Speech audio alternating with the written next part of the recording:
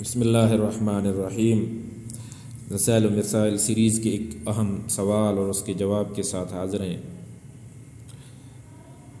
ہمارے سوالات کو، ہمارے چینل کو سبسکرائب کریں، سوالات کو آگے ضرور شیئر کریں، اللہ تعالیٰ سے اجر کی امید لیے ہوئے، اور ہمارے لیے دعا بھی کریں۔ سوال کا جو ٹاپک ہے وہ معراج کے موقع پر اسرار کی تعلیم کا ہے۔ سوال کرنے والا پوچھتا ہے، اور یہ سوال زیادہ لمبا ہے، اس میں پوچھتا ہے کہ واقعہ اسرار اور معراج کے متعلق جناب کی حالیہ مضمون کو پڑھ کر ذہن میں مندرجہ ذیل خیالات پیدا ہوئے ہیں۔ امید ہے کہ جناب اس سلسلے میں مناسب رہنمائی فرمائیں گے۔ جناب نے اس واقعے کو دو مقاصد بیان فرمائے ہیں۔ ایک یہ کہ اس کا مقصد حضور صلی اللہ علیہ وسلم کو کائنات کے باطنی نظام کا ادراک حاصل کرنے کے لیے ان نشانیوں کا مشاہدہ کرانا مقصود تھا جنہیں قرآن حکیم آیات ربہ الکبریٰ نجم سورہ نجم کہتا ہے، اور دوسرا یہ کہ اللہ تعالیٰ حضرت صلی اللہ علیہ وسلم کو اپنی بارگاہ میں طلب کر کے اسلامی معاشرے کے قیام کے بارے میں چند بنیادی ہدایات دینا چاہتا تھا۔ بلا شبہ قرآن حکیم سے معراج کے یہ دونوں مقاصد ثابت ہیں، مگر قابل غور بات یہ بھی ہے کہ اگر پہلا مقصد حضرت صلی اللہ علیہ وسلم کو عظیم نشانیاں دکھانا ہی تھا تو یہ سدرۃ المنتہا پر پہنچنے تک حاصل ہو چکا تھا۔ حضور صلی اللہ علیہ وسلم دوسرے ملائکہ کے علاوہ حضرت جبرائیل امین کو دوبارہ ان کی اصل صورت میں ملاحظہ کر چکے تھے۔ انبیاء کرام سے تعارف ہو گیا تھا، جزا اور سزا کی کئی صورتیں دکھائی جا چکی تھیں، بیت المعمور، جنت المأویٰ اور دوزخ جیسے مقامات کا مشاہدہ بھی مکمل ہو چکا تھا۔ لہٰذا اس غرض کے لیے اب عالم شہادت کی سرحد کو عبور کر کے عالم غیب میں قدم آگے بڑھانے کی چندان ضرورت نہ تھی۔ جہاں تک دوسرے مقصد کا تعلق ہے، وہ بارگاہ جلال میں حاضر ہوئے بغیر بھی پورا ہو سکتا تھا۔ جب سارا قرآن سرزمین عرب ہی میں حضرت صلی اللہ علیہ وسلم پر نازل ہو سکتا تھا تو ان ہدایات کے نازل ہونے میں کیا چیز مانے تھی؟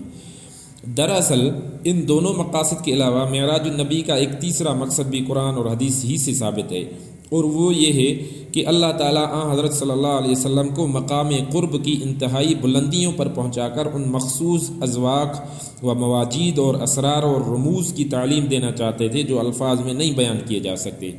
فَأَوْحَىٰ إِلَىٰ عَبْدِهِ مَا أَوْحَىٰ سورہ نجم کے الفاظ اسی مقصد کی طرف اشارہ کر رہے ہیں۔ یہ بات قابل غور ہے کہ جو کچھ وحی کیا گیا اسے الفاظ میں کیوں نہیں بیان کیا گیا۔ ہم اس مخصوص وحی کو وحی غیر مطلوع کہنے میں حق بجانب ہو سکتے ہیں، اور اس میں ان علوم کو بھی شامل کیا جا سکتا ہے جو حضرت جبرائیل امین کی دسترس سے باہر ہیں۔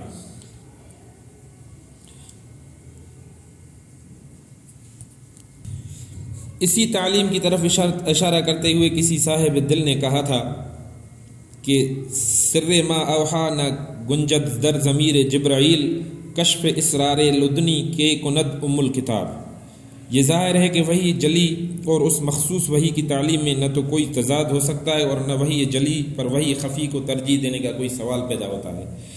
یہاں سوال یہ بھی پیدا ہوتا ہے کہ اگر اللہ تعالیٰ حضرت صلی اللہ علیہ وسلم کے ان مخصوص اذواق اور احوال کی توفیق جزوی طور پر حضرت صلی اللہ علیہ وسلم کے بعض امتیوں کو نصیب کر دیتا ہے تو اس میں تعجب کی کون سی بات ہے؟ سخی اگر سخاوت نہ کرے تو وہ سخی نہیں کہلا سکتا۔ حضرت ابوبکر کے سینے میں ایک راز الہی کا راسخ ہو جانا اور اس کی بنا پر آپ کا دیگر اصحاب رسول پر فضیلت حاصل کرنا حدیث سے ثابت ہے۔ کسی مومن کو یہ زیب نہیں دیتا کہ جس چیز کو اللہ کے رسول نے راز قرار دے دیا وہ کسی اور شے پر محمول کرے۔ جہاں تک معراج کے موقع پر دیدار الہی کے مسئلہ کا تعلق ہے، میں سمجھتا ہوں کہ لوگ اس بارے میں فضول بحثوں میں الجھ گئے ہیں۔ جب یہ ثابت ہے کہ عالم آخرت میں مومنین دیدار الہی کریں گے تو عالم غیب میں حضرت صلی اللہ علیہ وسلم کا دیدار الہی سے مشرف ہونے میں تعجب کی کیا بات ہے؟ حضرت عائشہ لا تدرک الابصار کے الفاظ سے بچشم سر دیدار الہی کی نفی فرما رہی ہیں، جس کا تعلق عالم شہادت سے نہ کہ عالم غیب یا عالم آخرت سے۔ جناب خود بھی تفہیم القرآن میں وضاحت فرما چکے ہیں کہ یہ ضروری نہیں کہ دیدار کا فعل آنکھ نامی ایک آلے ہی سے ہو۔ اللہ تعالیٰ جب چاہے قلب یا قلب کے علاوہ کسی اور ذریعے سے بھی دیدار کی صورت پیدا کر دینے پر قادر ہے۔ اور آخر میں یہ شعر لکھتے ہیں کہ این خاں کے بے ادب را نسبت باوچ باشد اما چوں۔ یہ سوال تھا، اور جواب میں مولانا مودودی رحمۃ اللہ علیہ فرماتے ہیں کہ یہ بات صحیح ہے کہ اللہ تعالیٰ نے سدرۃ المنتہا سے آگے بلا کر حضور کریم صلی اللہ علیہ وسلم کو انتہائی تقرب عطا فرمایا تھا، لیکن یہ صحیح نہیں ہے کہ وہاں حضور کو ایک ایسے اسرار کی تعلیم دی گئی جو امت سے مخفی رکھنے کے لیے تھی۔ سورہ تکویر میں صاف فرمایا گیا کہ وما هو علی الغیب بضنین، اور وہ ہمارے رسول غیب پر بخیل نہیں ہیں، یعنی جو غیب کے علوم ان کو دیے گئے ہیں وہ انہیں چھپا کر رکھنے والا نہیں، جو چھپا کر رکھنے والا اور انہیں اپنے حد تک محدود رکھ کر بخل کرنے والا نہیں ہے۔ یہی بات سورہ جن کی آخری 2 آیتوں میں فرمائی گئی ہے، جن کا مفہوم یہ ہے کہ اللہ تعالیٰ اپنے پسندیدہ رسولوں پر اپنے غیب کا جو علم ظاہر فرماتا ہے وہ تبلیغ رسالت کے لیے ہوتا ہے۔ یہی بات سورہ مائدہ کی آیت نمبر 67 میں ارشاد ہوئی ہے کہ اے رسول جو کچھ تم پر نازل کیا گیا ہے اس کی تبلیغ کرو۔ صحیح حدیث میں مذکور ہے کہ حضرت علی سے پوچھا گیا کہ کیا کوئی خاص تعلیم مخفی طور پر حضور صلی اللہ علیہ وسلم نے آپ کو دی تھی؟ انہوں نے برسر ممبر اس کا انکار فرمایا اور اپنی تلوار کے نیام میں سے چند شرعی احکام کو نکال کر لوگوں کو بتائے جو انہوں نے حضور صلی اللہ علیہ وسلم سے سن کر لکھے لیے تھے۔ القشیری مسلم بن حجاز صحیح مسلم۔ وہی مطلوع کے علاوہ اگر اس موقع پر کوئی تعلیم حضور صلی اللہ علیہ وسلم کو وہی غیر مطلوع کے طور پر دی گئی ہوگی تو لازماً وہ اسلامی نظام کو نافذ کرنے اور دین حق کو قائم کرنے کی حکمت ہی ہو سکتی تھی، جس کے اظہار کا موقع عنقریب ہجرت کے بعد حضور صلی اللہ علیہ وسلم کو ملنے والا تھا۔